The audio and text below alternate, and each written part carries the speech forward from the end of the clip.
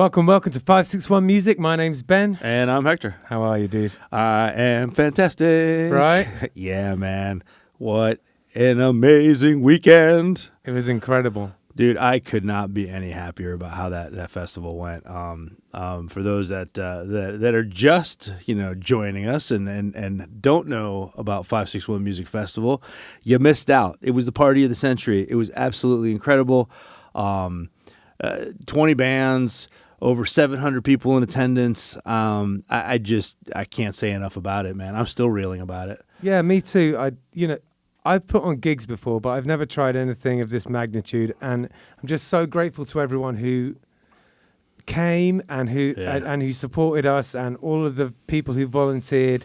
I mean, honestly, it was just huge. It was a wonderful experience, and I really enjoyed it. So thank you so much, everybody. Thank you to everybody that came out. Thank you to Matthews Brewing for having us, and for the staff busting their ass, making sure everybody had beers in their hands.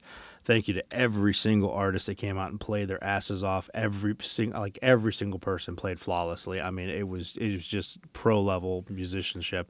And what about Michael Morrison coming through? Michael Morrison was security. We had volunteers. Mary from Harmony Management Group, who sponsored and volunteered. And Michael stepped up and played a set.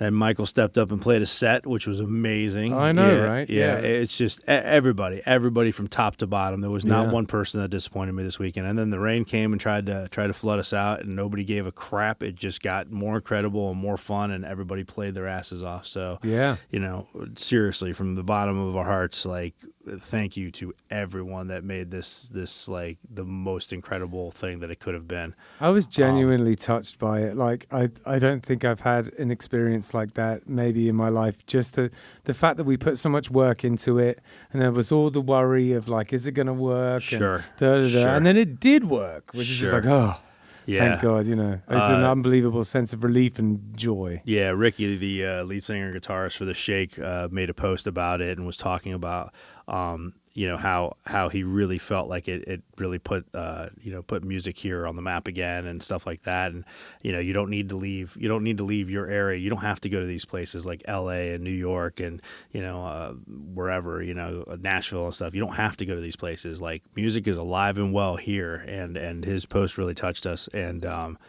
And he made another post that I thought was kind of funny, and I think I might take him up on it. He said, "Who's going to make the bumper sticker now that says our local music community kicks your local music community's ass?" And we need to do that because he was asking at one point, where were you when the revolution happened? Hashtag 561 Music Revolution. I know, bless his heart. Yeah, honestly, I am all about it. Ricky's got our back, and it means a lot to us. And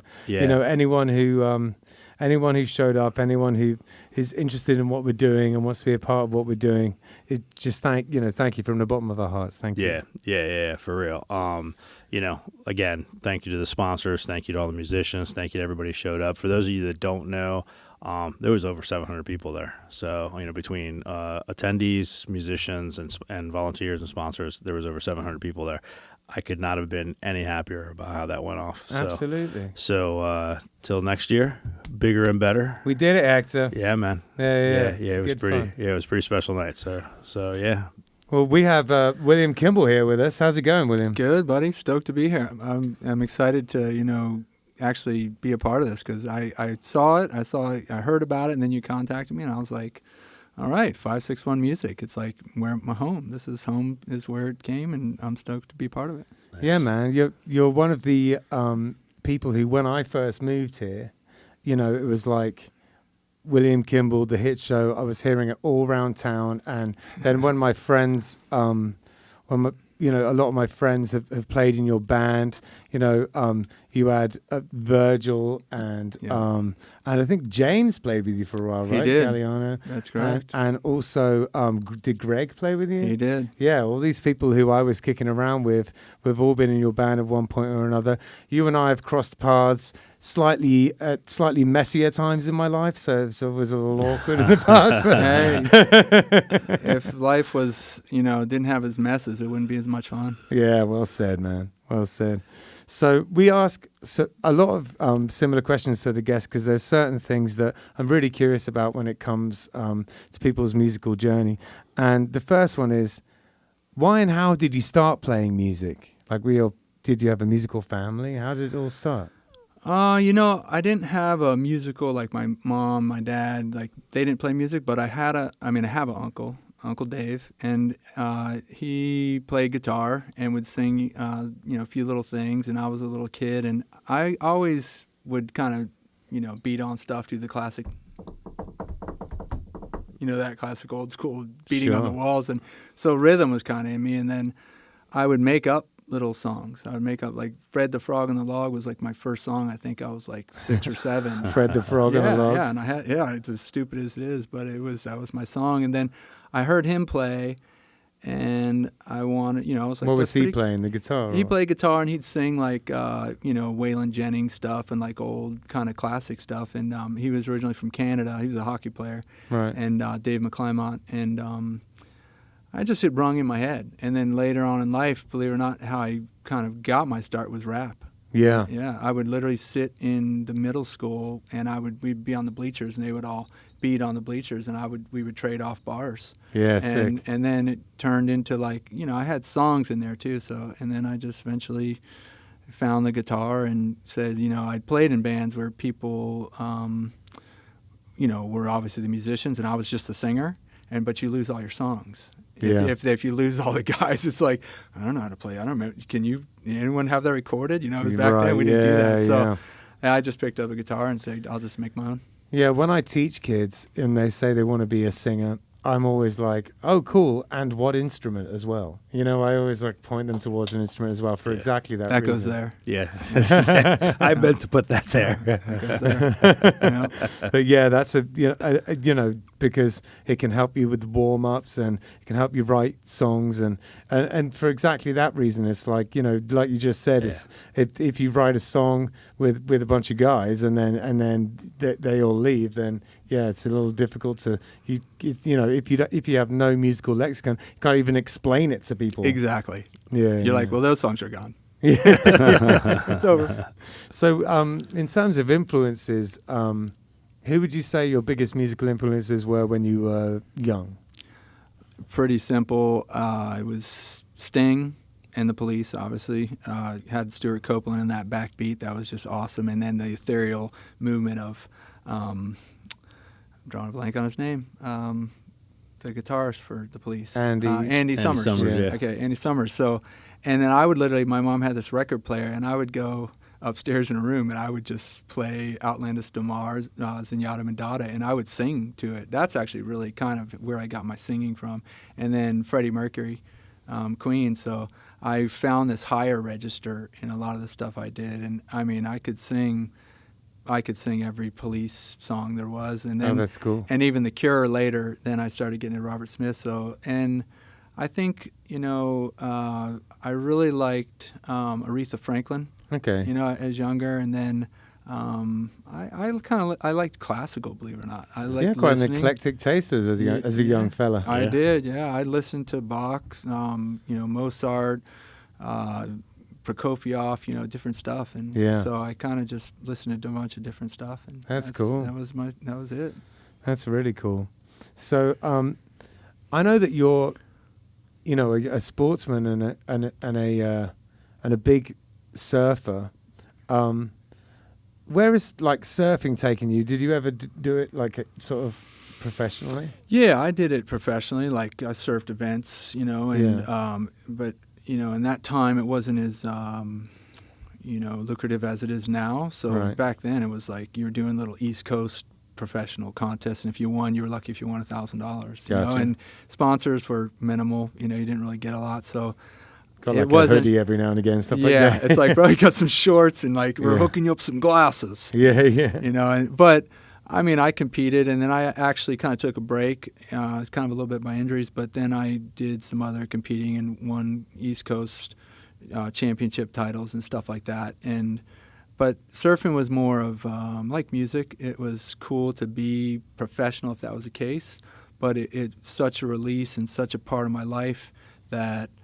You do it anyway. Yeah, I have to surf. Yeah. I don't like, I want to go surf. I have to surf because it's like it's like. You still surf now? Yeah, I surf and I travel and That's awesome. Surf as hard as I can.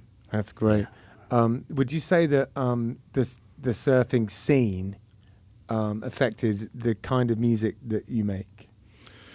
Yeah, in the early days when I had my first band, it was more punk. Yeah. So in that time, obviously, if you go further back than the punk, that a lot of kids, the Offspring and Bad Religion and those type of bands that people look to. Now I was more like Circle Jerks, Black Flag, Right. JFA, kind of bands that some people didn't even know, and so with that kind of surf punk / skateboard influence, Sure. yeah, You skate as well? I do, yeah. Right. And so I definitely had more of that kind of punk angst of like, that's the music I want to play. So that bit of music became more of our punk years. Yeah, gotcha. Because there was a band, Hitshow. Mm-hmm. Is that like you'd say like more punky then? And Yeah, that was more stuff? punky. Like we had songs like which people would come to the shows and sing. It was pee-pee song. It was literally about taking a pee, but they loved it. The whole crowd would sing it, so it was like something out of like a real show. They knew all the words, and we didn't have discs. They just knew it because of the shows, and so we would play songs that were fast and kind of harder, and smashing guitars on stage at times, and so kind of carrying on that kind of punk tradition, and That's cool. When did that all start? Can you remember that? Hitshow started in I'm gonna say 1998. Okay. Yeah, and believe it or not, our first drummer was Rob Rampy, who's the drummer for DRI. Right. Yeah, wow. yeah, because I grew up with him here. He's from here. Oh, interesting. And well, from New Haven originally, but so he was the first Hitshow drummer, Rob Rampy. That's so we're awesome. like, we had DRI's drummer, yeah, Rob. It's very interesting that you have these two kind of musical identities. One which is very sort of smooth and almost like soft rock kind of approach, and then also this punk rock identity, and also this hip hop identity as well. Yeah. It's pretty cool. Yeah, it was fun. It's funny just to have, I guess, to be versatile, like Yeah, absolutely. and it wasn't contrived. It was just that's what happened. Like Yeah. I felt the punk great, but the mellow stuff. Actually, my dad gave me a guitar when I was younger, and Mom loved me to death. But my mom kind of didn't think that was the best thing, and she didn't like when I played and sang. And so in my punk side of me, it was acoustic guitar. I just took it and I punched a hole and then smashed it on my head. Right. And then that was it. I didn't play the guitar again for a long time, so I'd probably be a better guitarist had I not done that. But, that's part of being a... That's grunge, baby. Exactly. That's being a 16, 17-year-old kid that was like, oh, yeah? You don't like what I'm doing? I think I still got a dent on my head because I have a couple brain cells gone, too. That's great. So when I came to Florida in 2009, the spring of 2010, Hitshow had been around for a decade already. Yeah. Yeah, I didn't realize. I guess I thought it was. I didn't realize it'd been around that long. That's actually pretty interesting. So when it comes to writing, and let's talk about your more solo stuff, the stuff that you can find on Spotify, the songs. Yeah. Do you have a process? Well, again, I wish I could say I did, and everyone probably wishes they could be like, yeah, so I sit down and I get in this spot and I cross my legs and I start to levitate. I love when people have the real beautiful ones. I don't have any really of those. A lot of them are, again, I've never been taught to play music and I can't read music, so I'll just play on a guitar and I'll just try different finger setups until something sounds like a chord, and I'll be like, oh, that's a cool chord. I know bar chords, like simple stuff, and like A, E, G, little chords up here, but then I just kind of will hear the song, and then I'll just start singing, and then these words come out. I don't even know where they are. That's like that one song I told you about a while back. There was one song that I had that like it seemed like it wrote itself, but it's like a process for me is I don't really write the words down a lot either. I just kind of edit them until they're final, and then that's how I do it. And I find the structure, and usually just if I'm playing with guys, be like, hey, let's maybe play that, here. We'll call that the bridge. We'll go back to the verse, and then it just kind of happens. Yeah. I wish I had a better No, well, description. I think that, you know, that kind of just channeling of it and sitting there and playing the guitar and letting it come through you is a process. Right. You know? Sure, It's as much of sure. a process as any other. As long as winded as it was, I think it's that, you know, not being cheesy or anything, but it's like you're in tune to the channel. There's Sure. a channel out there, music, and, you know, it's wanting to be played. And if you can tune into it and not force anything, you know, like you let it come out and you're like, wow, Yeah. okay, there it is. Yeah. I actually wrote a song this afternoon, and it definitely had that feel to it, like it was just waiting to be plucked from the tree. It was there, Yeah, you know? yeah. I just had to write it down. That's almost. it. That's Yeah. it. Yeah. Which isn't usually... The way that it happens with me usually is I keep like a whole load of lyrics on my phone, and then one day all the pieces will kind of come together in my head, and I'll be like, oh, I can use that for that over that riff, and then Nice. that's how it goes with me usually. But today wasn't like that. I just kind of just blurted it The out. sky opened up Yeah. and a song fell out. Yep. And you were in tune. Yeah, man. So the next question is our most fun question, which is, do you still practice your instrument at home? Recently I did because I knew I was coming here. Yeah. So I was like, man, I better play again. If no other reason that this is a good thing, there you go. That's a good thing. Got you picking up your guitar. Exactly. Well, you know, I still am one of those stunt dummies. I still do all my own stunts. Right. So I still ride dirt bikes. And I Right. still do all that stuff, you know, which is fun. I mean, why should we stop? But I did a while back hurt my wrist pretty bad riding, Right. and I actually couldn't play the guitar. So it almost took me about a year till I could.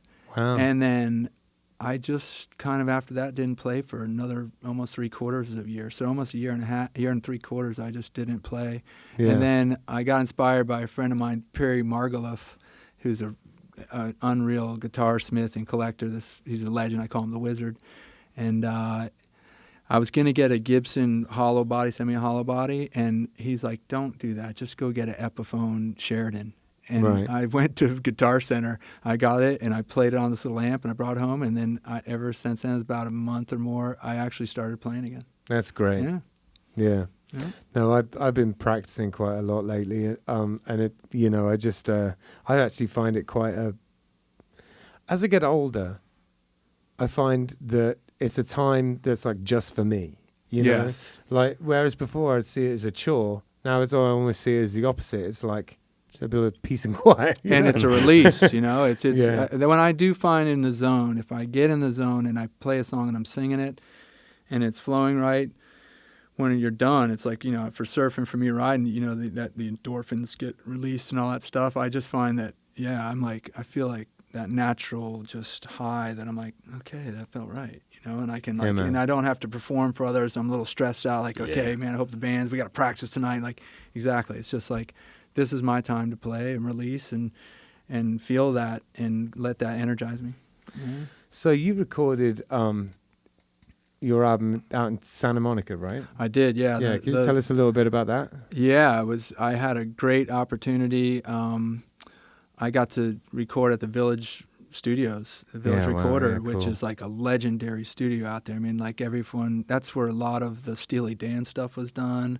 Everyone from Willie Nelson to early Snoop and then to Fleetwood Mac to, I mean, so many. I remember I was in the hall walking up the stairs and there was Carole King. She was going to record. You know, you just see, you know, like Willie Nelson's bus is out front, and it was like, whoa, this is real. So Yeah. I got the pleasure, and you know, I think some people out there who who made it possible, and had some really great players, and got to play in Studio D. If you know what Studio D is, it's like the biggest studio in that place, and Right. it was really cool. And the guys I got to play with they made it what it is. Nice. Was this through a label or anything, or is just this yourself? Yeah, this was with a label.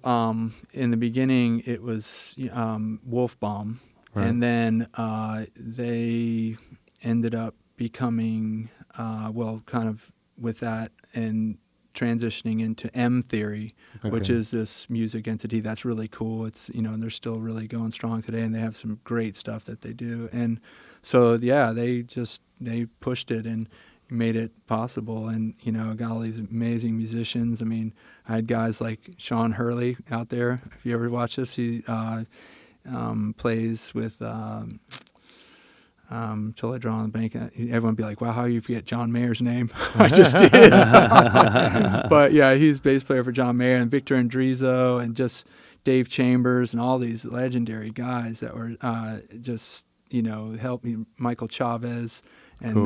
they just all made it a reality, you know, because, I mean, I had the tunes and all these things, but it's different when you walk into a place and like, okay, we got to make it all now in full, you know, studio and full band, you know. It's Yeah. like I had these little things tinkering around and kind of getting them structured and done, and they, you know, they helped me, and I thank you guys. What was the timing like? Was it a real kind of like, you know, get in there at 10, bang, bang, bang, sort of knock 'em out type situation, or was it a bit more relaxed than that? The timing was great. I mean, and we're like laying on the floor in the control room. We had this side room. We'd order these crazy big lunches that would come in and dinners, and I mean, awesome. it was over days, you know. It wasn't Yeah. like, okay, you only have the studio for 4 hours and get it done, kids. You Yeah, know, it was okay. like, so the process was magical, you know. It was like we had this time to do and really get it right.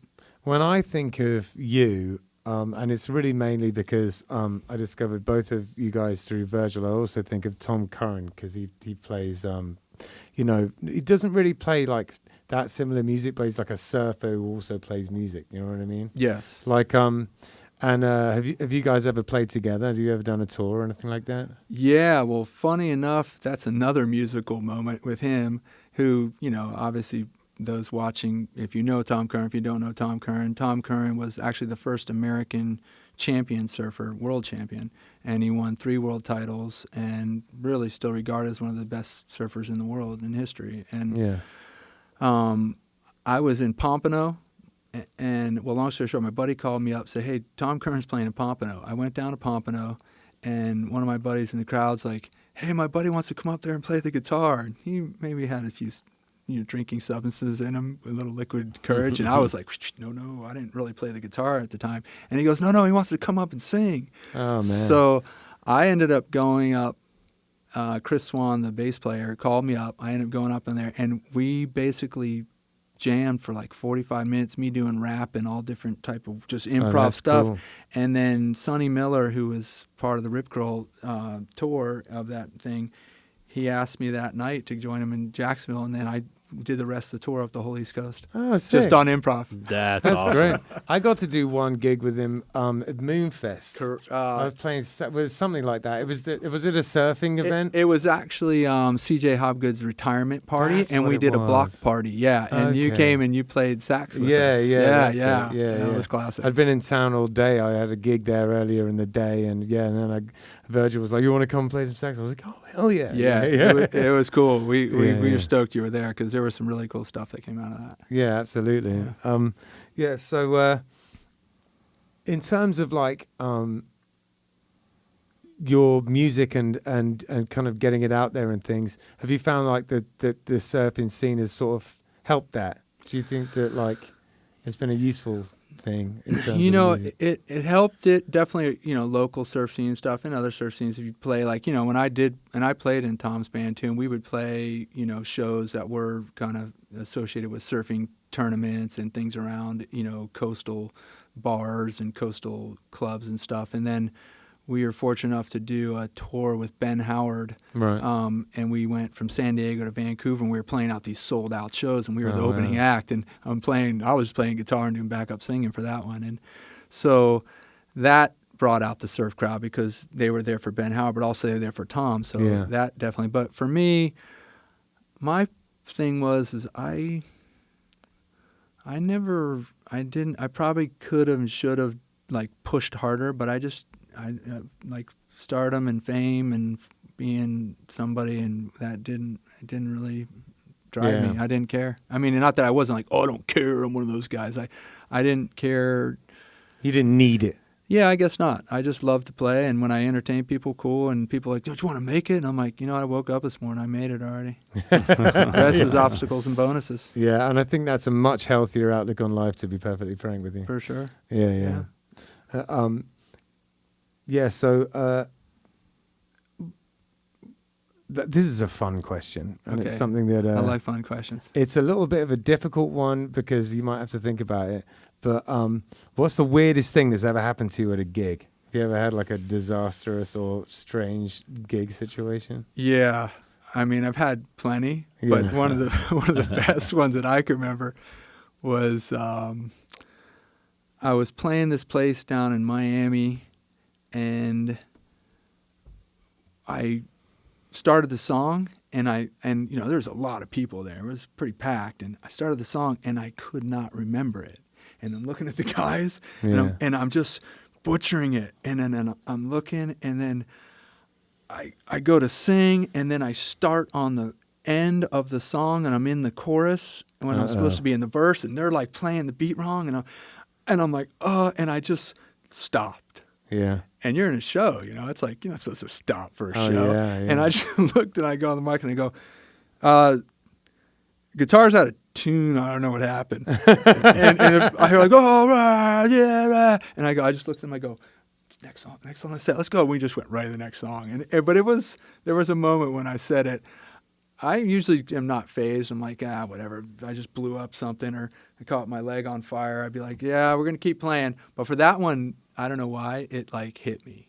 Yeah, it felt like just in a really funk for the rest of naked. the I gig, just felt like kinda? someone just stripped on my clothes. I'm like, oh, look at that idiot. And I was just like, I've got one like that, and because I've started asking this question last week as a new question, and I'm going to try and think of like a weird thing that's happened to me at a gig every week, different. So this one is it kind of relates to to your one, and we were playing at the Reading and Leeds festivals, which is a big deal in the UK. Yeah. And we were on the main stage. We were really early, but we were on the main stage, and one of our tunes was a rap tune, and I just completely forgot the first line, and I stepped up, like foot on the monitor, mic in hand, nothing. Thank God there was a kid directly in front of me who knew all the words, and I just lip synced to this kid who was lip syncing to me. I got back in time with it. Wow, that's a save of the century. Yeah, Jeez. right. Wow, Totally. Yeah, he's a good guy, and he'd been supporting the band like forever, and he completely saved my ass. Thank that day. God. Yeah, totally.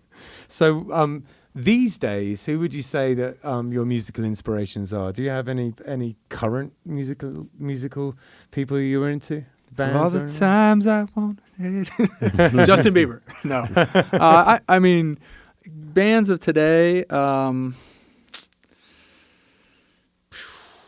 I don't know. I mean, Are you still listening to the old classics? And if somewhat. what are I they? mean, there's some bands of today that were, coming out pretty cool.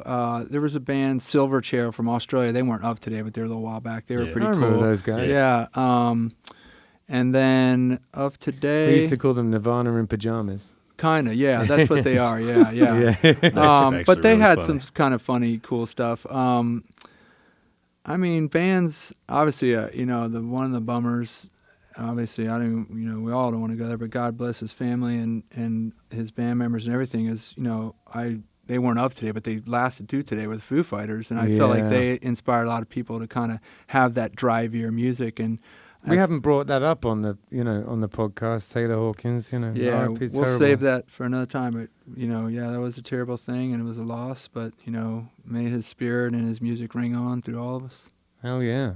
So this is something that every now and again, when we get someone who's kind of veteran of the local music scene, I like to ask: is there any kind of light you could shed on how the scene was, 20 years ago down here, and how it's changed? Yeah, I mean, it's funny to say back then. I love the back in the day. Yeah, We're going back in the day, kids. Back in the day. We're going back in the day. But back then, I mean, there wasn't a lot of venues. You know, so if you played a show, it was like Respectable Street Cafe was like, that was the pinnacle. You're at Respects, you know. Did you guys ever play at Spanky's? Spanky's. We played at Spanky's, yep. We played at Spanky's. I think, funny enough, we played a lot shows there with the Blinking Underdogs. Okay. And if anyone remembers the Blinking Underdogs, and the funny thing about the Blinking Underdogs is Oscar Isaacs was their singer.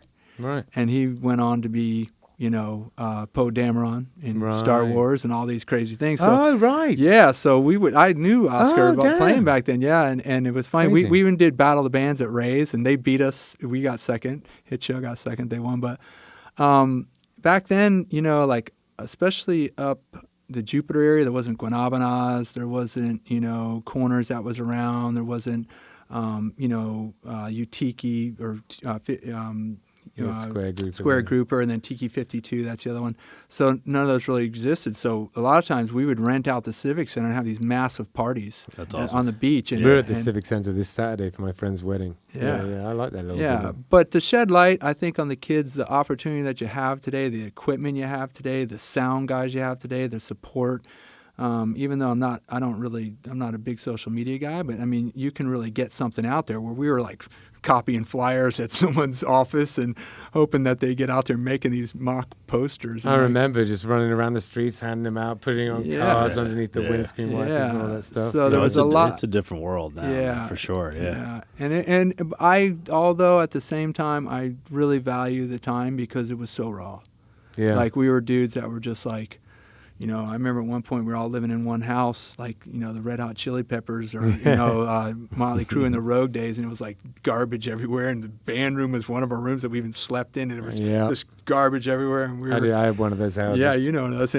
But it was just awesome because it was so raw. You know, it was like people coming in the door and be like, "You need to turn." We're like in a residential neighborhood. Get out of the house! We're like attack the person that practically in. So. I've got a great story about that. Like, and I feel kind of bad for the guy, but so we had a neighbor, and it was right next to our like band room, DJ room, whatever, the room we made a lot of noise in. Poor fella, I think his bedroom was right next to it, and he used to knock on the door. And then one day he comes over, steaming mad, right? Oh boy. And he comes in swinging, right? He comes just straight through the door swinging, and he clocks my friend Barney a couple of times, and then Barney's like a smaller in stature, right? But he's got tons of spirit, right? He just went at him like with these little rabbit punches, like, and then my brother comes out, who's a big guy, and just clocks this dude. Then the police were called. Oh my God! Yeah, a lot of that kind of stuff used to go on back in the day. That's it. Nowadays, you would be canceled. And you would be probably sent to prison, and you would be going to anger management for a long time. Back then, they're like, "I got kind of screwed up. All right, dude, just don't do that again." You know, and that's why it was kind of golden. Yeah, totally. All right, I think this would be a good point for us to listen to a couple of tunes that you've written, and if it's okay with you, I would love to play a bit of accordion with you. Is that all right? Oh, I'd be stoked, man, because I don't like playing by myself. Oh, yeah, all right, let's do it. Yeah, that'd be sick. Yeah, I think so. This one's pleasing, so yeah, I'll just come in with a little kind of intro riff. Just...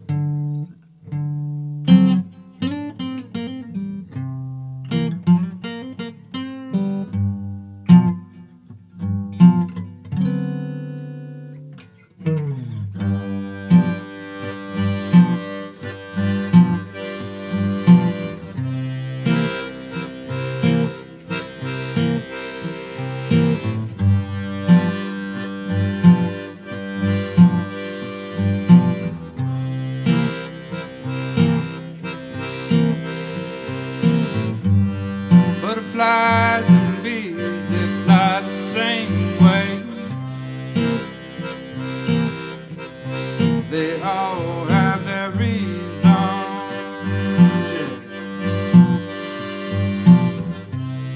Butterflies fly the skies, and the bees change the flowers of the season.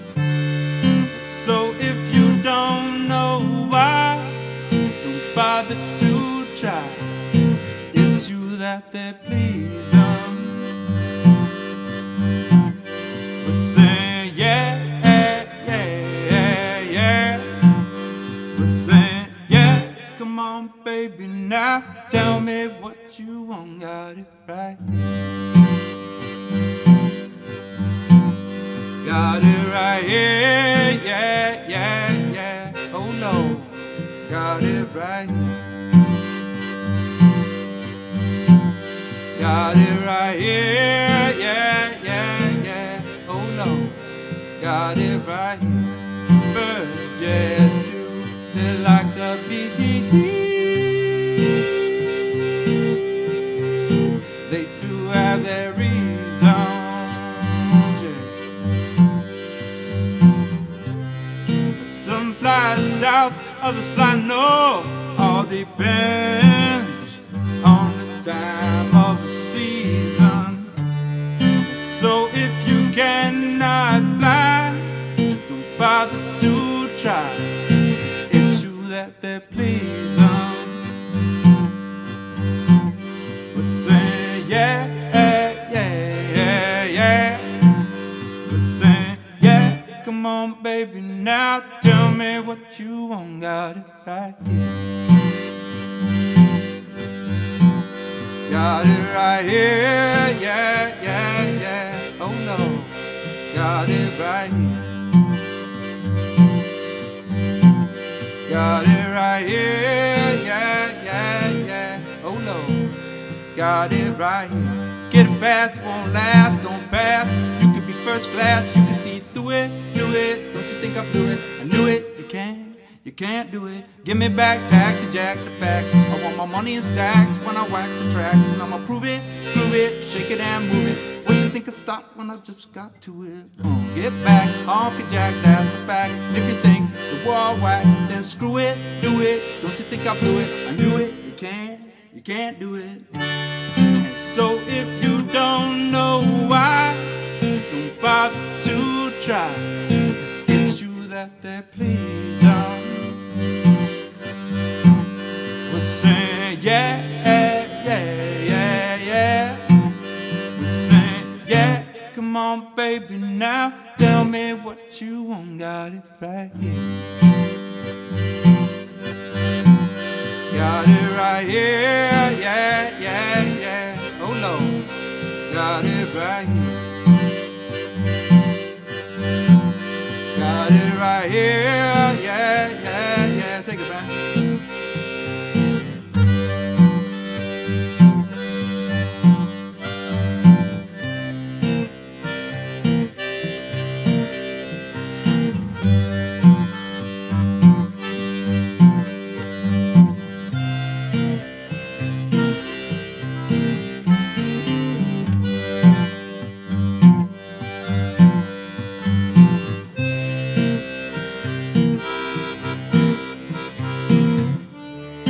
So if you don't know why, don't bother to try. 'Cause it's you that they're pleasing. We're saying yeah, yeah, yeah, yeah. We're saying yeah, come on baby now, tell me what you want, got it right here.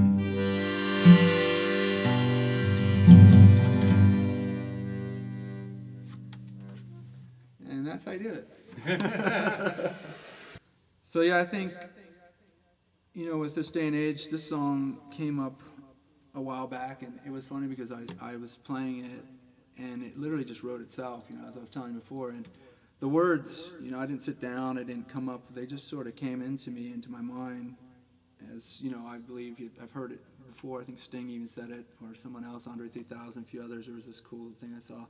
And they said, if you're open to the universal channel, no matter how good or if you're a skilled musician, if you've learned whatever, if you're open to it and you allow it, you don't even allow it, it just happens. It comes in. I think this was one of them for me, and I was, you know, stoked that I was there to do it, but it was more than that. With this day and age, I feel like we're, you know, there's a lot of turmoil, there's a lot of negativity in the world, and this song is called Take a Look Around, and I think it's something we should do. We should take a look around each other, take a look around these wars, take a look around the negativity and, you know, kids and school violence and the media and what's happening, and just do our best to change it. Be the ones say, hey, who are we waiting on?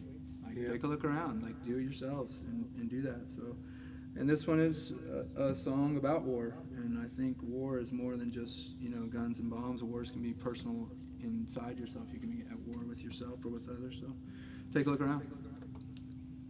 Yep.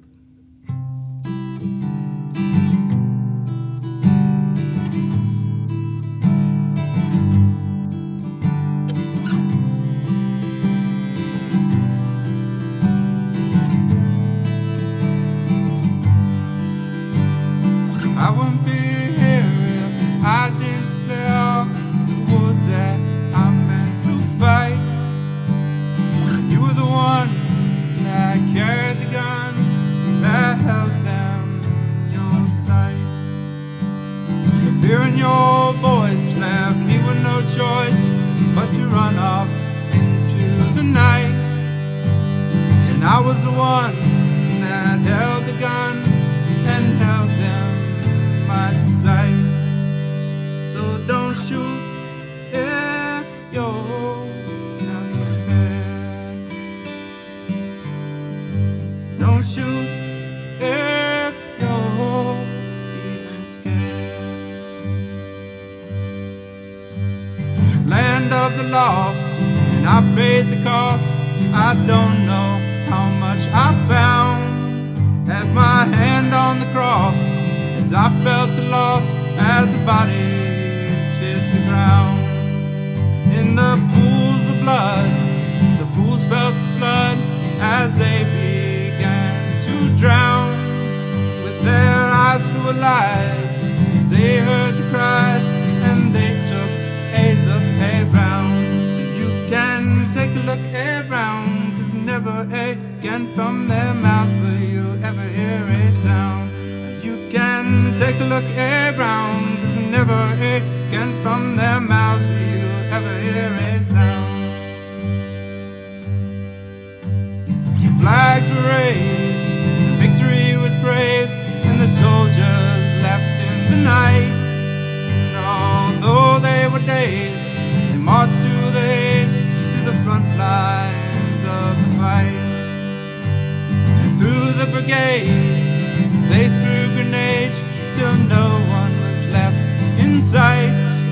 And although they marched on, the friends were all gone, 'cause they had lost the fight. So don't shoot if you're not prepared. Don't shoot if you're even scared. You can take a look around, 'cause never again from their mouths will you ever hear a sound. You can take a look around, 'cause never again from their mouths will you ever hear a sound. You can take a look around, 'cause never again from their mouths will you ever hear a sound. You can take a look around, 'cause never again from their mouths will you ever hear a sound.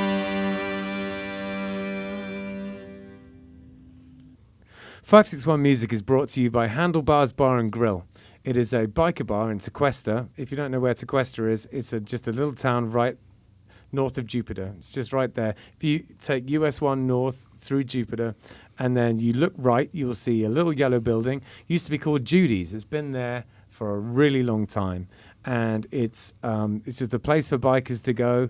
But if you're not a biker, you're obviously welcome as well. The whole reason why it's been reopened under a new name is my father-in-law, Peter Pinello, thought it was a shame that it was kind of going into a bit of a decline because the guy who ran it, Victor, who's a real cool guy, but he basically was running out of steam with it. He didn't really want to do it anymore. And so we went in there, we cleaned the place up, we cleaned the lines, and we rebuilt the area where the beers are, the cellar downstairs, and so now we've got good cold beer. We've got great food. Burnsy does the food. He's a real character. If you want to meet an interesting South Florida character, go in there and say hi to Burnsy. And every second Thursday of the month, we do a bike night.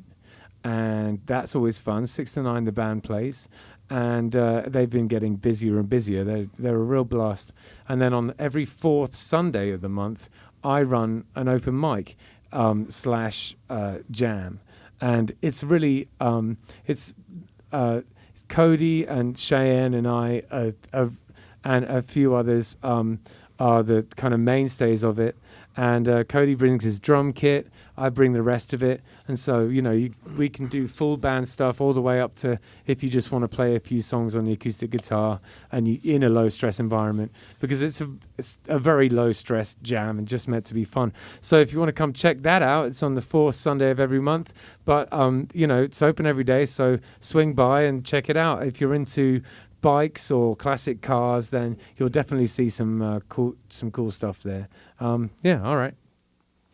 And our next sponsor is Backsaver LLC. Backsaver LLC. If you've had a slip and fall, an injury, car accident, anything like that, you want to talk to Dr. Christopher White over at Backsaver LLC. He will take care of you. The guy is a wizard with the back, I would say. He's done my back. He's done my wife's back. Guy's just pretty incredible, and he's just a genuinely nice guy. And he also is a huge supporter of local music and was one of the big festival sponsors for us this weekend. So thank you so much, Christopher. Thank you, Christopher. If you guys have any back issues or anything like that, and you need somebody, check out Backsaver LLC and show them some love. They definitely support the podcast. They supported the festival. They support all the local music. So let's go ahead and show them some support as well. Absolutely. And our final sponsor today is Oasis Root Kava Bar. This place is on Indiantown Rd, and it's right next to Alternate A1A, right where sort of Johnny Mango's is and stuff like that, in one of the plazas on the north side of Indiantown Rd. If you know where Pause to Help is, which is a vet, it was right next to that in Seagrape Square. It's a cool spot. There's a whole... The Kava bar scene runs the gamut of styles, so and aesthetics. You get some that are like clubs, with like black lights and kind of psychedelic trance playing and stuff, and you get some that are just like cafes. And this place is like a cafe, and it's really chill. And Jim, his whole idea for it was to keep it as simple as possible. So he has one type of kava, one type of crown, and one type of coffee, but they're all very good, very high quality, and you can't really, if it's your thing, you can't go wrong. And if you've never tried any of that stuff, this is a good place to go because you can be guaranteed that the quality is very high. So go check it out if that's your jam. It's a fun place. I go in there from time to time, and it's a nice group of people in there, friendly bunch. So go check it out. Cool. Yeah. All right. So, can you tell us a little bit about the 2 songs you just played us, William? Yeah. So, obviously, as I had said in there, I feel like this day and age, there's a lot of stuff out there in the world. I mean, we just went through something that was a complete, world lockdown, and now we come out and we're, there's some other turmoils in the world, and I feel like songs sometimes, whether they're written before it happened or whatever, but that, the one song, Take a Look Around, it was basically inspired by, a war type military mind. And I just hope that through it, if 1 or 2 people get the message of it, that, it is time to take a look around, because through... It's pastime. It's pastime, yeah. So, and that song, again, it just happened. That one I literally wrote, and the word just came out, and it was almost, that thing literally, I think 2 or 3 takes, and I almost had all the words. That's great. And not written down or anything. And then the other one, Pleasing, it's just, it's called Pleasing, and it's just a little ditty that I kind of had played forever, never recorded it, and it was kind of like a blues. I don't really do blues, but it just happened. It came out, and then there was a little rap section. Yeah, that nice little country blues feel. Yeah, it's cool. And so, I think those songs to me are, neither one of them are recorded, so eventually I would like to record them, just to have them down. And, there's songs that I was fortunate enough to be present when they showed up. Yeah, hell yeah. And one of the things that I like about your style is, and one of the things I can relate to, is, you know, that slight genre bending because, and we actually ended up sort of semi-working on the same project with Virgil, didn't we? With the Highways and the Holidays. There's a few tunes that we did back in. That was quite fun, actually. Yeah, it was. And you know, that was definitely that. It was kind of indie, but then with these kind of hip-hoppy, dubsteppy elements and some rapping in there. Exactly. And everything. Yeah. Yeah, that was good times. That's actually when I met Virgil, and the way that that all transpired was he was hiring me to do some session work. Mm-hmm. And then at a certain point, I just looked at him and I was like, you got to stop paying me. Like, this is too fun. Like, let's just be a band. Yeah. And he was like, yeah, okay. You know, and then that was that, basically. Yeah. You know, like, at the beginning, we didn't know each other from Adam, so it made sense, you know. But then the more we hung out and the more we played together, we just realized that we had a good vibe, you know. Yeah. He's a very interesting musical cat. Like, I feel like his groove is like second to none. For sure, yeah. I was fortunate enough to meet him through someone else, and was fortunate enough to play. And still, when we play live, I'll always have him on bass or keys. And you know, his bubble is just right that's there. it, man. When you get in that bubble with him, it's like you can flubber all you want, and it's still there. You Yeah. can like, bing, and he's just boom, boom, boom, Yeah. boom, boom, boom, boom, boom, and you're just okay. Yeah, that's it. fine. He's not flashy, but he just grooves like a mother. He That's just really it. just That's grooves, it. man. Yeah, no, Yeah. I feel fortunate to have him as, you know, that sound and that constant, you know, I know he's there, and I count on him Yeah. when we play, for sure. It's amazing what he's been doing lately with the free diving. I mean, he can go Superman, Aquaman. Yeah. He summons these, and the fish come up, and of Yeah, course I he don't shoots them, understand. though. Those freediving people, man, like that's crazy. Yeah, Like, Virgil can do it, and he's actually, you know, one of the best down here. That's He's insane. really good. That's I grew up insane. doing that my whole life too, and Right. but he's pushed it. He's gone. I mean, the guy's doing 200 feet Yeah, on his own breath. Wow. Yeah, that's Yeah, yeah. amazing. I'm proud of that guy. Proud of you, buddy. yeah. Big up, Virgil. Yeah. Yeah. All right. So the next thing I think we should talk about the beautiful guitar that you brought in, and usually, you know, people have these electroacoustics that we plug in, but you brought in this really lovely old guitar. Can you tell us a little bit about it? Yeah, that one is there. She is. That's Abby, and I Okay. have a twin sister to her, Gabby. So that's Abigail and Gabriella, and that's the names that happened to him. It's a 1952 Gibson J185, Yeah. and the first album I did is I recorded that on that guitar, and I play it out sometimes, but it's just such a cool vintage piece, and I was really fortunate, believe it or not, that guitar was given to me. Both of them Cool. were given to me, and there's a lot of... Who gave it to you? I guess it's not really any of my business. Yeah, a but friend of okay. mine, and I was fortunate enough to get it, and I love them. They'll be with me forever, and the tone in them. The cool thing is that one is a little bit. It has like a little bit more of a warm kind of tobacco sound, and the other Yeah. one's a little bit tinnier. So they Okay. both did two different things. And Yeah. again, I wish I was a better guitarist. I could play it probably how it really wants to be played, but I give it as much love, and she gives me as much love as she can, and I really enjoy playing that guitar. Is it a jumbo? I've never known with the shapes. That looks like a jumbo to It's me. pretty big. Yeah. Yeah, it's just a J185. It's actually the Elvis guitar. That's what he played. That's the one he cool. played, the J185. Yeah, so that's I got an awesome. Elvis guitar.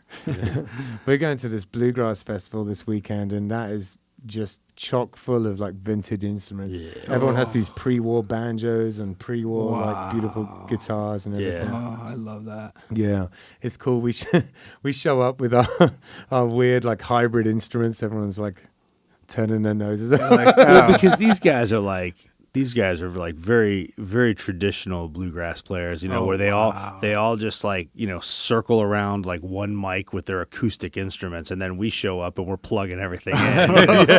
You know? They're like, no. No. No. I mean, even my stand-up bass, it's an acoustic stand-up bass, but I have my pickup and everything on it, so I walk up and I have an amp and I plug into the amp, and then the amp goes into the PA, and they're all looking at us like we're nuts. That's like showing up to an Amish village with chainsaws and Right. electric. Right. We're here. You know what though? They're very kind to us. We played Riverhawk Festival, which is the sister festival to the one we're just about to go to, String Break. They're basically in many ways the same. String Break. I like that. Yeah. They're basically, in many ways, they're the same festival. They're not quite, but put on by the same people. Yeah. And so we're going to be there this weekend. We're actually heading out tomorrow, which if you're listening to this is yesterday. And and then we're staying there till Friday, and then we're coming back on Saturday to play my friend Greg Ottenberg's wedding, which should be a lot of fun. That's what I was talking about. That's at the Civic Center. Yeah. Oh, yeah, cool. Yeah, cool. yeah. That's a fun place to play. Yeah, and then on Sunday, we're playing at ER Bradley's. Yep. And then I'm going to France. I'm going to Paris on Monday. Nice. So that'll be fun. That's great. Wow. Yeah. Wow. So it's my sister is getting married. She tried already twice, but of course, COVID and everything didn't happen. So I think finally it's going to work out this time. Nice. Yeah. It's a coincidence because he's going to France on Monday and I'm just going to work. Wait, no, never mind. That's not a coincidence. I appreciate that. I'm very lucky to be able to do that. Damn it. For God's sakes, Jim, I'm a doctor, not a pool man. Very nice. So I love that he had a Star Trek reference. I know, right? Yeah, Right. I don't think you might not know this, but we're all massive Star Trek nerds, so we very much Nice. appreciate it. I think that was probably the first Star Trek reference on the show. It is. Put it there. Right Yeah, on. Star There you Trek go. reference. I'll give you an air bump from across the way so don't knock Ben's mic over. Punch him in the face. Damn it, take that. So do you have any? What are your future plans for your music? Would you say? Well, my next show's at Handlebars Biker Bar, and I'll be coming to jam with you. Oh yeah. Yeah, I'm coming. That's gonna that's gonna awesome. be my next show. Oh, that's neat. In the future, like I said, I want to record. I got a grouping of songs, and I'll probably go to New York or New Jersey because my friend who I said earlier, Perry Margoliff, he had Pi Studios, which is epic studio. It was all analog, and so he had tube amps for all the stuff. He had 2-inch reel-to-reel. Yeah. He actually had, maybe I'm wrong on this, but I believe has, in that one or one of them, has the Dark Side of the Moon Neve board, the actual board. Yeah, wow. and some real cool stuff. And so I love all the analog stuff. Yeah, so he's doing another studio up there, and Perry, if you're watching, buddy, I'm coming for you. So my goal is to go up there and then record up there, and then play live. I'd like to play live again. I didn't think I really wanted to, but I've been feeling it more. So, yeah, at some point, I think if I play next, it'll probably be Guanabanas. Yeah, sure. Yep. Yeah, they're great there. Yep. You know. Matt, Lamekins, Lame Ken. Absolutely. Big up, Matt. I gotta give you props for pronouncing it correctly. Oh. Everybody down here calls it Guanabanas. Hey, tonight I'm going to Guanabanas. Yeah, I call it guana banana. Man, I'm Cuban, and so I like the fact that you pronounce that correctly just warms my soul. Nice. Awesome. Well, I tell people out there, if you guys ever want to go to Guanabanas and you want to say it, the correct pronunciation, just think of that classic song. There you go. And then just put it Guanabana. And then you've got it. And then you'll never forget. So you guys out there that are going to Guanabanas, just go to Guanabana. That's me. So I've learned. All right. Yeah. Actually, I did already know. I just forget. He tells me all the time. It must drive him I nuts. correct him all the time. Nice. I will continue to correct him. Good. No, I think I've got it now. Okay, I'm going to be good with that one. Well, listen, thank you so much for coming on. It's been a pleasure. Oh, thank you guys. It was awesome. And, you've definitely been, in terms of sort of the music down here and the people that I know, important in terms of, someone who's really doing it, someone whose songs are really solid. I always had a ton of respect for you, and it's just great to have you on and actually, get to talk to you properly. It's been wonderful. So thank you. Yeah, you're welcome, and thank you guys. It's been I really like the fact that when I look into Hector's eyes and your guys' eyes, there's no like hesitation. You know, sometimes you have interviews or talk to different people, and people are kind of like, it was a really free flow, and it was one of the best ones I've been involved in. So I appreciate it, and I thank you guys for having me. Right on, man. Appreciate it, man. Yeah. So the other thing that I think deserves reiteration is, thank you so much for giving us such a wonderful festival this weekend. Thank you. Thank you. We had a blast. It was maybe the, I want to say it was one of the best days of my life. I know that sounds a little bit like hyperbole, but I honestly mean it. It really was. I had such a good time. Yeah. And, big up. Thank you. It means a lot to both me and Hector. It means the world to us. Yeah, and I don't want to get ahead of ourselves and say that it's going to like get really big or anything, but but Sunfest, we're coming for you. No, I'm just kidding. I'm just kidding. You're going down. I'm just kidding. Right, you're going down.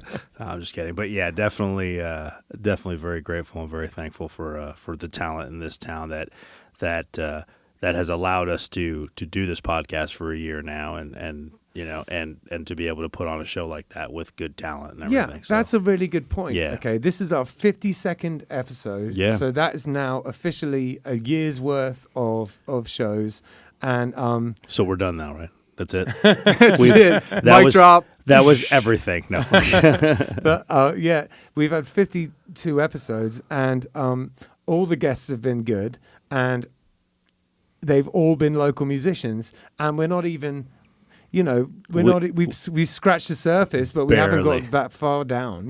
There's so many more people that we can get on. Well, and we were just having a conversation the other day, and we were mentioning Ricky earlier, and I was talking to Ricky at the festival, and one of the things I said to him was that, when this first started, of course, the easy ones were reaching out to our friends and people that we already knew, that we've played with in the past, and et cetera, and we're starting to get into that territory of booking bands and booking talent and booking people that we don't personally know necessarily. Yep.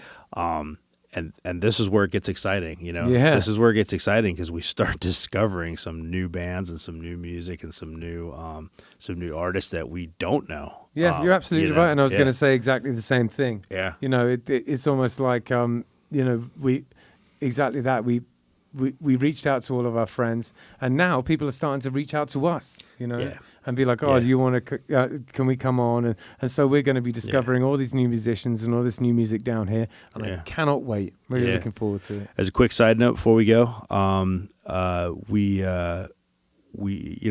want to thank again, all the sponsors and stuff. But I'm not sure if we mentioned Harmony Management Group, Mary's group. Yeah.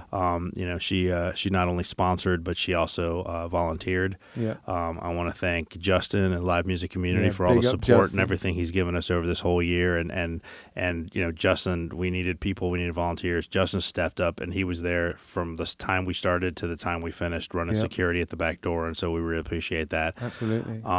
And I want to thank Gavin. Yeah, my son Gavin, my daughter Noelle, my wife Kelly, they were all there from start to finish. My sister-in-law Janice drove from Tampa and came and helped all day with ticket sales at the front door. Yeah, man, the Diaz family really came through. Yeah, they stepped up for sure. I want to thank Easy Teas, Andy at Easy Teas. He's got some stuff going on, and he still came through for us and did an in-kind sponsorship and gave us all the shirts so that we can sell those and make some money off of those. Yeah. And then speaking of shirts, I will do an official count here in the next few days, probably this weekend after we get back from our festival. And once I do, we have a number of shirts left. It is a very small number of shirts, and in very limited sizes and quantities. But we do have some shirts left, some 561 Music Festival shirts. So are you going to stick them on the Killbillies merch thing and sell them through that? Yeah, I think we'll stick them on the Killbillies thing. And if anybody didn't pick one up and we happen to have your size, we'll let you know when it's on there. It'll be probably by next week. We'll have it on there, and you guys can pick up the last handful of these shirts. These are limited edition. It was the very first festival. We are not printing these anymore. Like, this is it. We did the run, and that was it. And this is all that's left. I'm keeping a few for us, and that's it. So I'll let you guys know how many we have left, but it's not many. So, but I think now, now we've done the festival and everything, we probably are going to make some 561 Music merch for the future, aren't we? Just not festival merch. Just not festival merch until the next festival. Yeah. So, well, thanks so much. Thanks, William. Yeah, you're welcome. Thanks. Thank you guys. Cool. That was awesome. I really enjoyed it. Yeah. Take it easy. See you guys later. Take it by the scene. It's what we're doing. Come and check it out. It's what we're all about.